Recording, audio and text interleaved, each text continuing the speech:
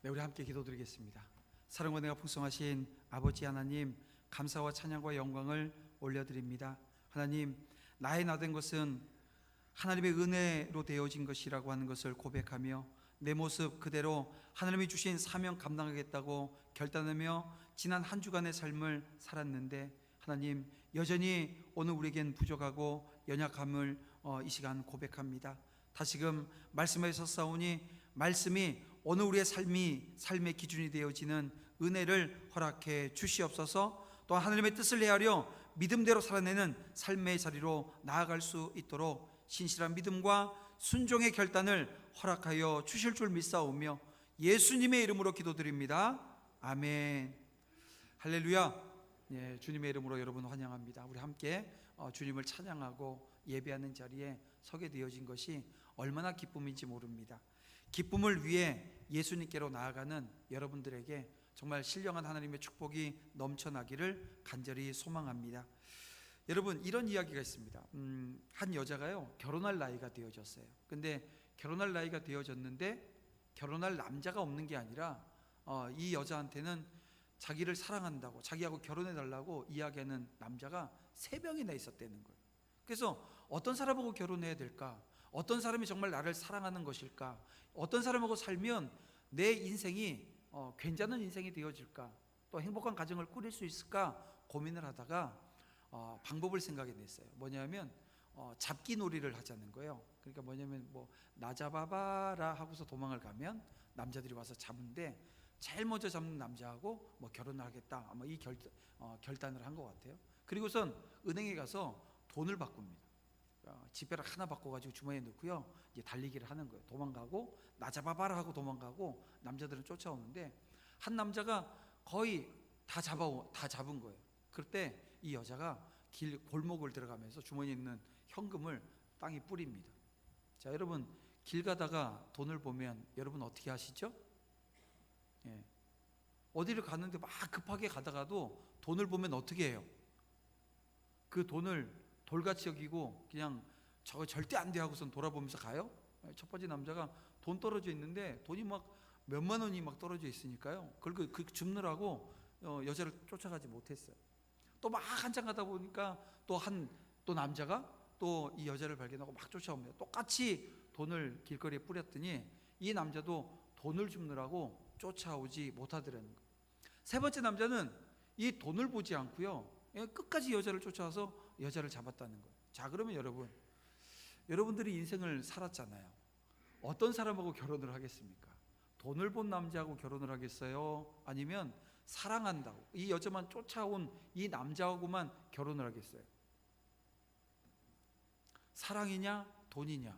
사랑으로 시작했는데 돈이 없어서 막 불행하다고 여기는 분들은 그 첫 번째 돈 집은 남자 선택해야 된다고 아마 생각할 수도 있을 겁니다. 근데 오늘 우리의 삶에 우선순위를 한번 놓고 봤으면 좋겠어요. 뭘 선택하게 될지. 이런 속담이 있습니다. 시계가 하나인 사람은 시간을 정확히 알지만 시계가 두 개인 사람은 결코 확실한 시간을 알 수 없다라고 하는 속담입니다. 여러분, 근데 이게 이상하잖아요. 시계가 하나인 사람은 정확하게 시간을 알지만 2개인 사람은 정확한 시간을 알 수가 없다고요? 아니잖아요. 2개, 3개가 있으면 어딜 가더라도 시계를 보고 정확한 시간을 우리가 알잖아요. 근데 지금 이 속담이 가지고 있는 내용은 이것입니다. 우리는 끊임없이 주의력을 분산시키는 세상을 살아간다는 거예요. 이것 보고 저것 보다가 다 놓치게 되어진다라고 하는 이야기입니다. 어떤 목표를 설정하고 달려가다 보면 목표에서 빗나가는 경우가 허다합니다. 이 청년들이 사랑하는 여인을 쫓다가 돈이 보이니까 그 돈을 쫓는 것과 마찬가지라는 거예요. 여러분, 인생에서 우선순위를 정하고 사는 사람도 그렇지 않은 사람도 다 있습니다. 그런데 그 차이는요, 너무나도 크다는 거예요. 하물며 하나님을 믿는 사람들, 하나님께서 우리에게 주신 그 사명의 자리에 선 저와 여러분의 삶에 우선순위를 하나님 앞에서 설정하는 것은 무엇보다도 중요한 일일 것이고요, 또한 정해진 우선순위를 온전히 지켜나가는 것 또한 여러분 중요한 일이 아닐 수가 없습니다. 여러분, 오늘 우리는 예수 그리스도를 믿고 믿음의 길에 선 자들입니다. 그래서 오늘 우리의 정체성은 좀 바뀌었어요. 어떻게 바뀌었냐면 나그네라고 하는 정체성을 갖게 되어집니다. 그 나그네는 지금 서 있는 그 자리가 자기의 자리가 아닙니다. 가야 될 곳이 있는 겁니다. 목표가 있습니다. 표대를 향해서 가야 합니다.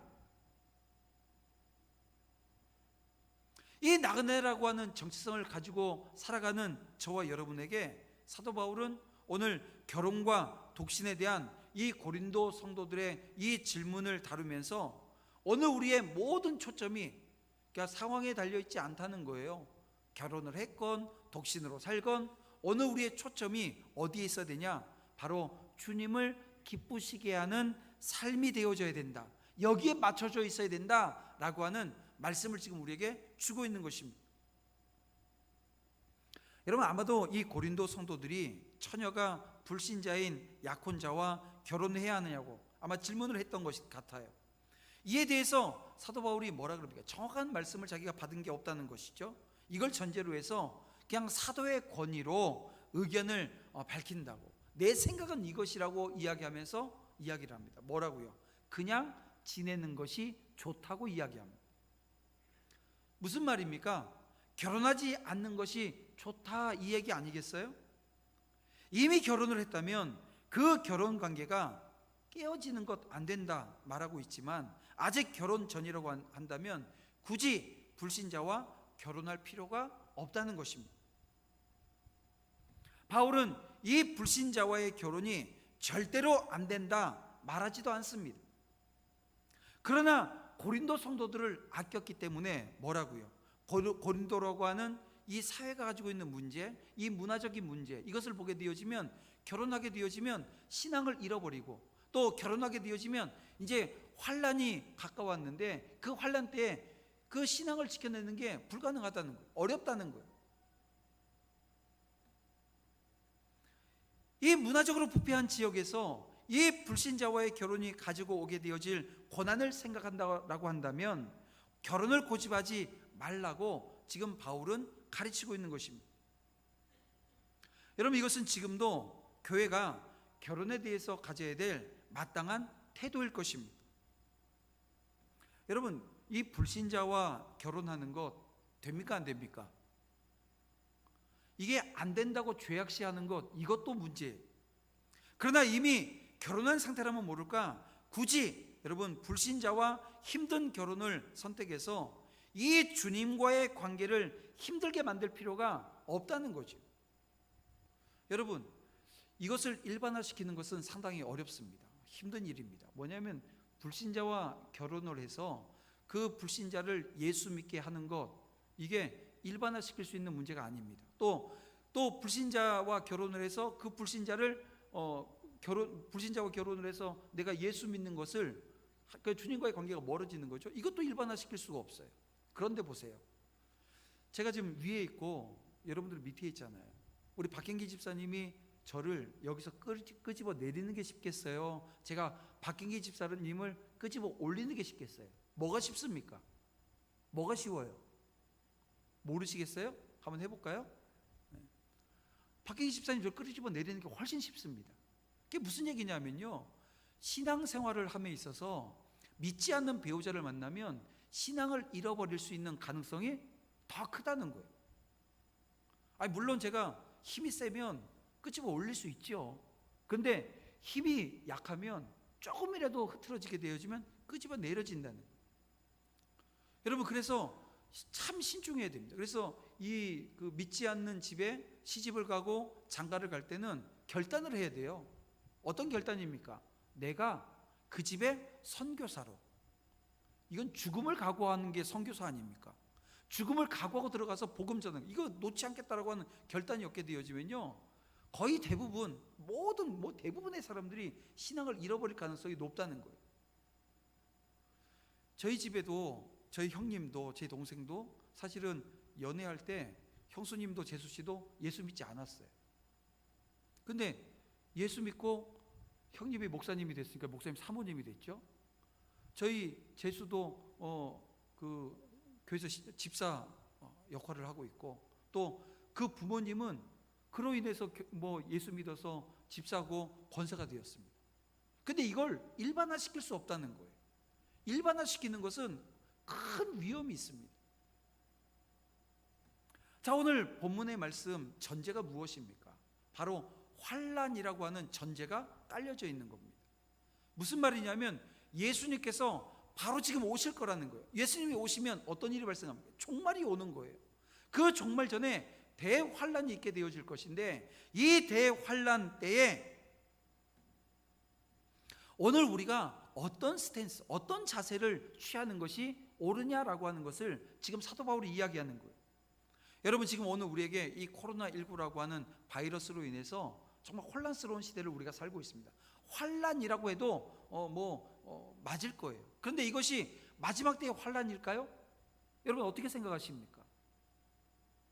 그러나 중요한 것은 주님의 종말에 대한 예고는 그 말씀대로 온전히 이루어진다라고 하는 거예요. 여러분 마태복음 24장 7절 8절 말씀을 보면 민족이 민족을, 나라가 나라를 대적하여 일어나겠고 곳곳에서 기근과 지진이 있으리니 이 모든 것은 재난의 시작이니라. 이 말씀대로 여러분 지금 2000년이 지난 지금도요 어떻습니까? 세계 곳곳에서 나라가 나라를 향해서 서로 포를 쏘고 로켓을 쏘며 총질을 하고 있습니다. 싸움이 있다는 거예요. 또 기근과 지진이 세계 곳곳에서 성행되어지고 있습니다. 그러기에 이 교회에 대한 세상의 핍박도 얼마 남지 않았다라고 보는 것이 정확할 것입니다.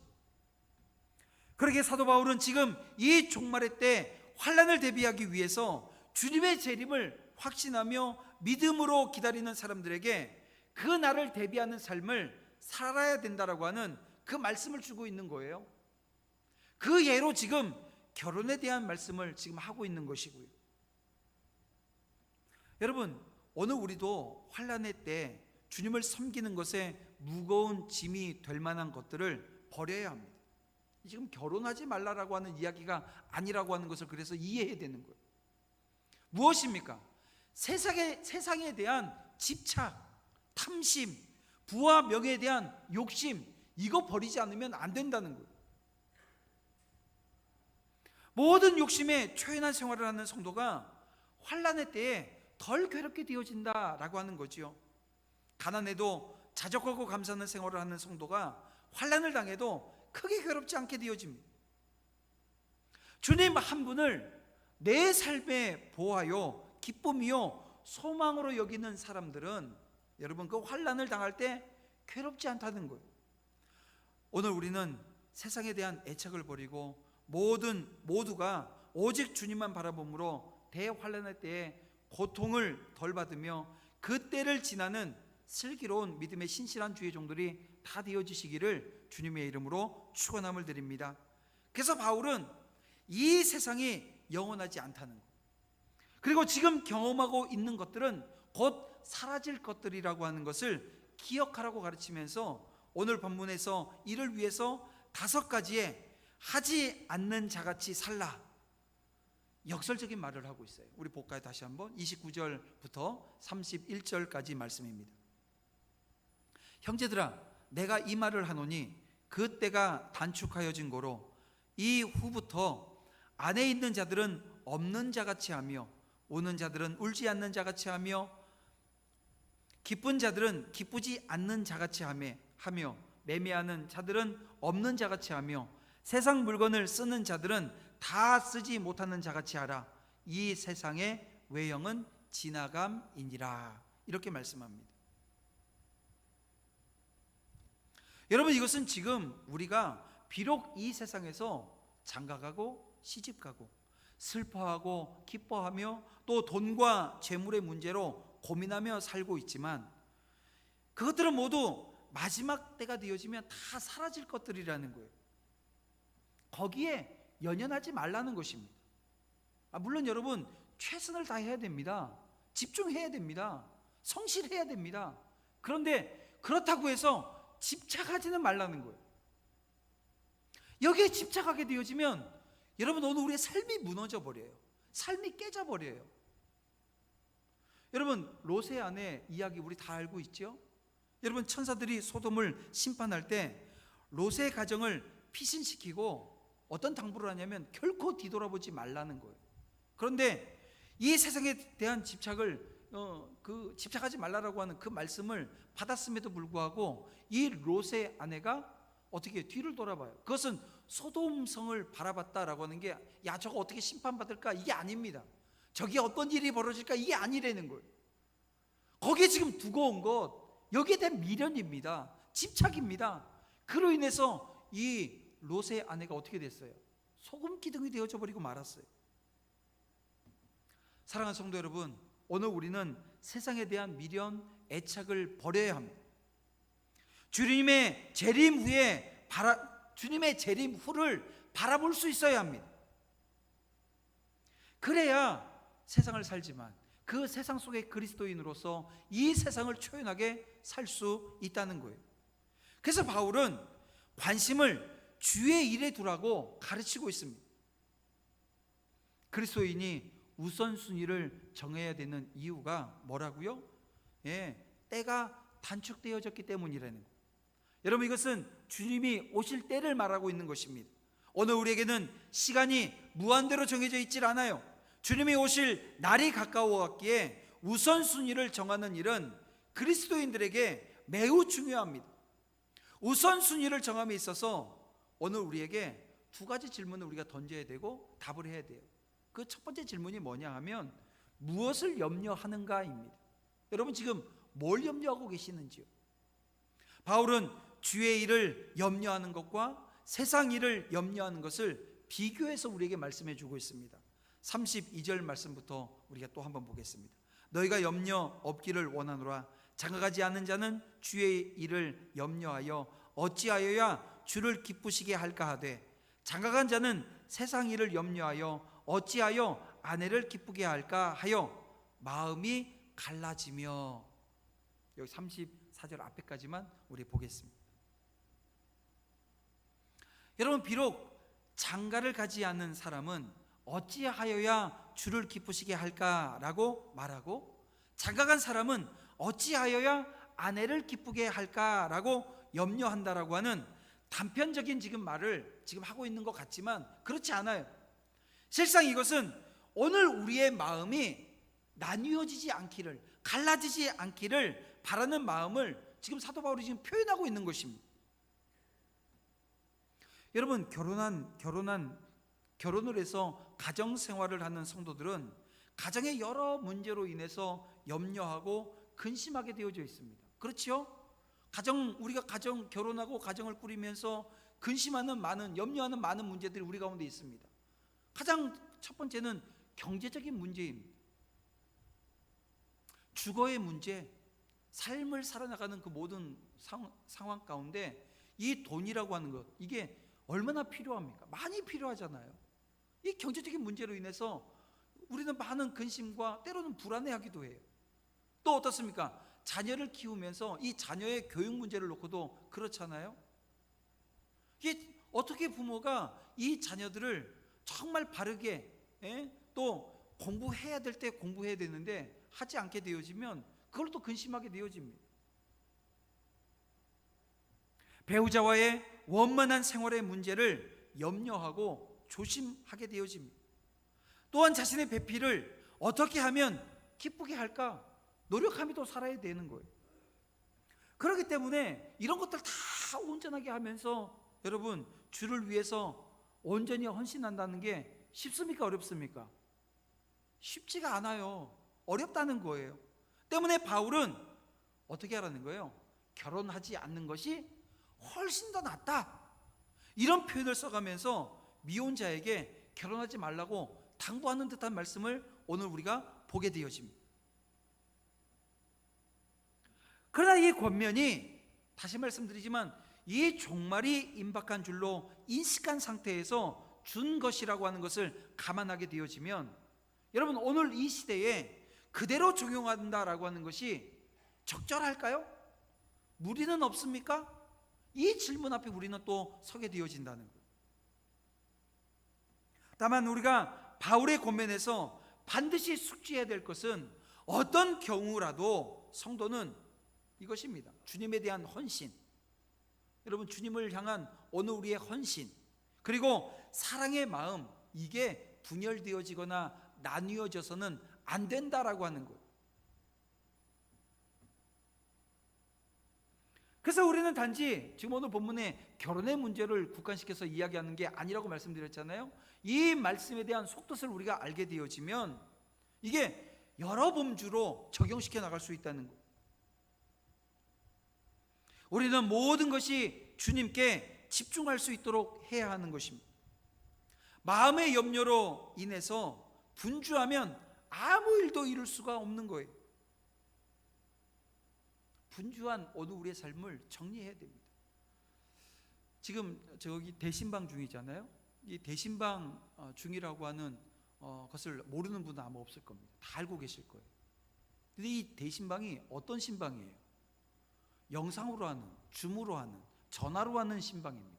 근데 우리 지영숙 권사님이 이 영상으로 하는, 전화로 하는 신방이라고 하는 걸 모르시는 것 같아요. 그래서 신장로님한테 왜 우리 집에는 신방 안 오냐고, 왜 우리 집에는 신방 안 오냐고 계속 얘기를 하신다는 거예요.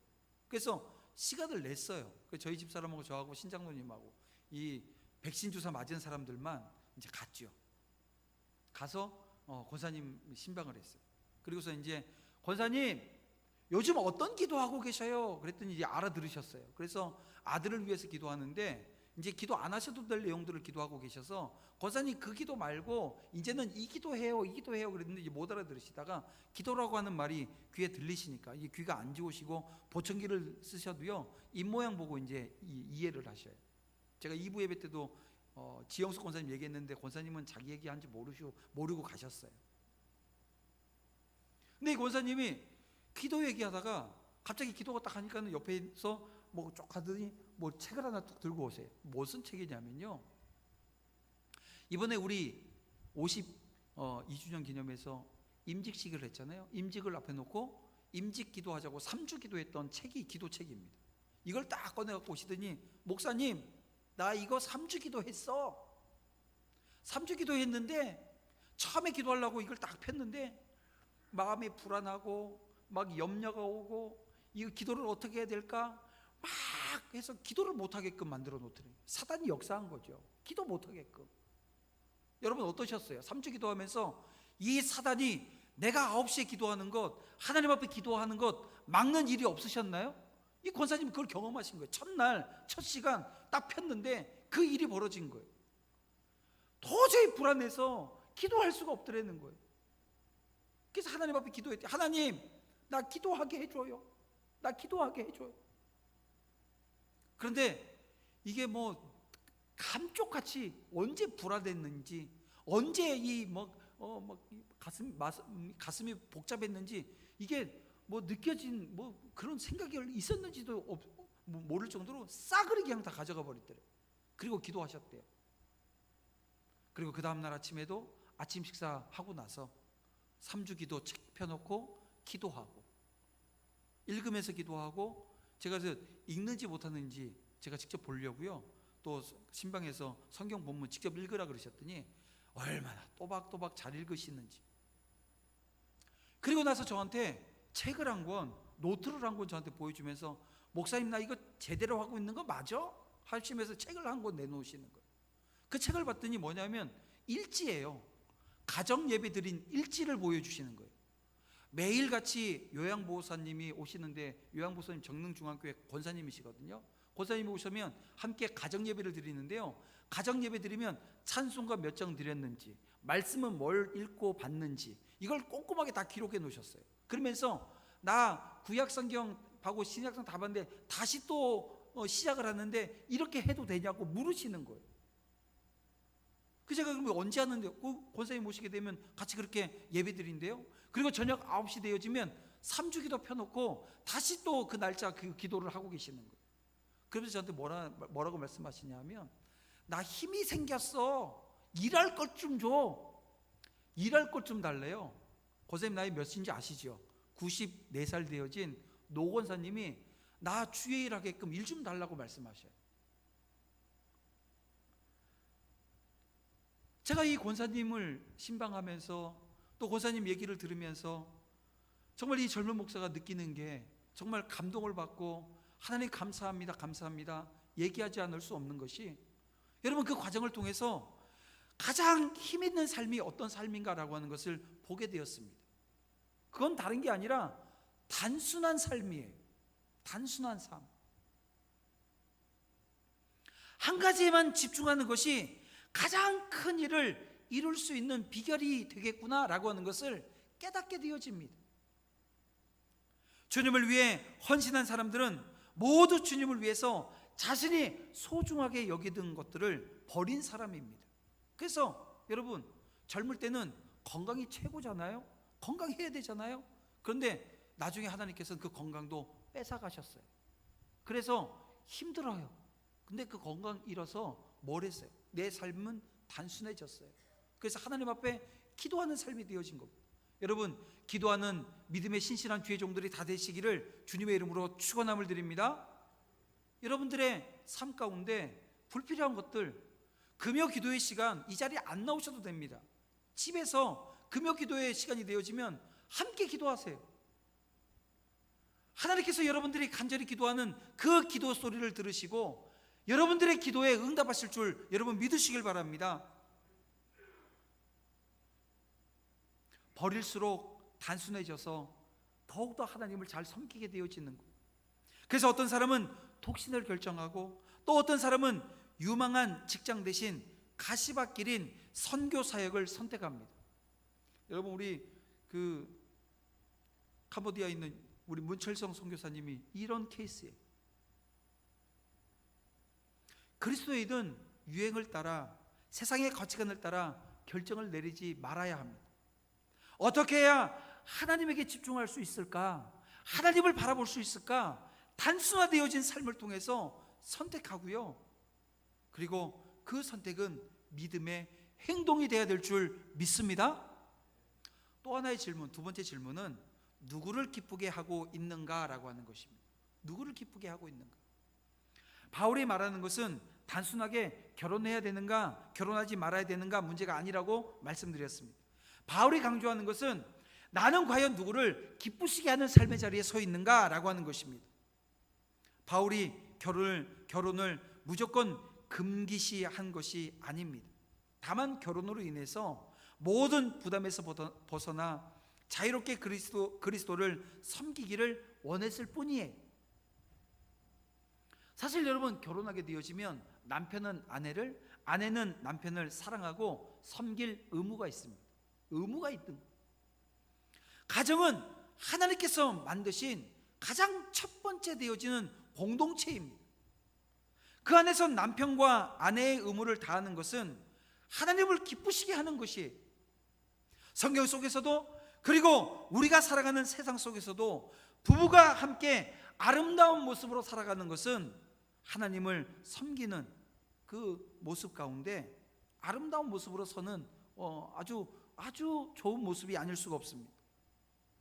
한 남자, 한 여자가 하나님을 섬기던 모습에서 가정을 이루고 자녀들과 함께 예배하고 하나님의 일을 감당하는 것만큼 아름다운 것이 없습니다.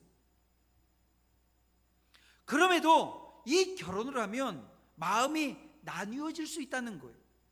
하나님에 대한 결단과 또 헌신이 가족, 특히 배우자에 대한 염려 때문에 중단되어질 수 있다는 것입니다. 바울은 이것을 염려해서 스스로 결혼하지 않았고 다른 이들에게 독신을 권하기도 했습니다.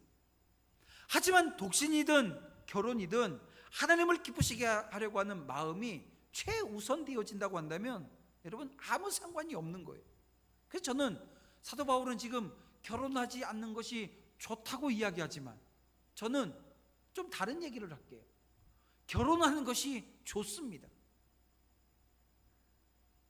결혼해서 믿음의 가정을 꾸리고 그 믿음의 가정이 이제는 자녀들을 낳고 또 그 자녀들이 나와서 믿음의 가문 되어지는 것은 하나님의 축복입니다. 그 축복이 여러분들의 삶 가운데, 여러분들의 가정 가운데 넘쳐나기를 주님의 이름으로 축원합니다. 그래서 오늘 우리는 하나님이 우리에게 우선순위에 대한 고민을 주시는 것은 오늘 본문에 말씀하고 있는 것처럼 오늘 우리 앞에 올무를 주기 위해서 주시는 말씀이 아니에요. 오히려 인생의 우선순위에 대한 고민을 통해서 더 가치 있는 삶을 단순하고도 힘차게 살게 하려고 하는 하나님의 놀라운 은혜임을 여러분 믿으시길 바랍니다. 하나님이 원하시는 삶을 살기 위해서 세상을 버리고 예수 그리스도를 선택하십시오.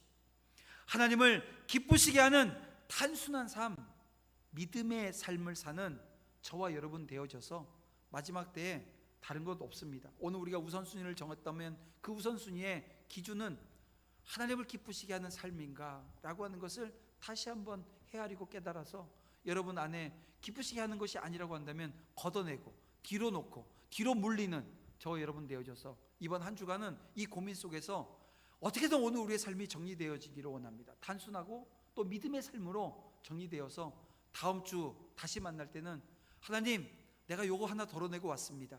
하나님, 내가 이거 하나 정리하고 왔습니다.